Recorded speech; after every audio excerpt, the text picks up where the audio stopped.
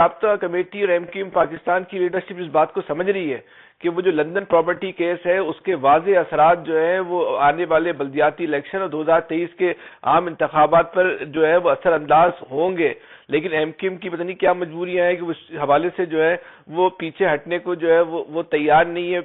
اچھا، آج فاروق ستار نے بھی جو ہے ایک پریس کانفرنس کی، اور پریس کانفرنس میں فاروق ستار نے جو ہے بڑی جو ہے وہ غضب کی جو ہے نا باتیں کہی ہیں، وہ بھی ہم آپ کو جو ہے نا وہ ادب کے ساتھ جو ہے نا وہ بتاتے ہیں۔ فاروق ستار نے کہا کہ یہ ایم کیو ایم پاکستان جو ہے اس نے مجھے پھنسوا دیا، بزدل کا ان کو بولا یہ بزدل ہے،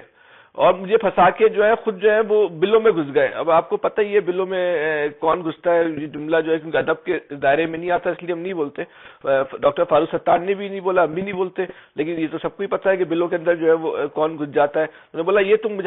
مجھے پھنسا کر اور بلوں میں گھس گئے، جبکہ میرا اس پراپرٹی کے کیس سے کوئی تعلق نہیں ہے، میں تو صرف اور صرف ایم کیو ایم کے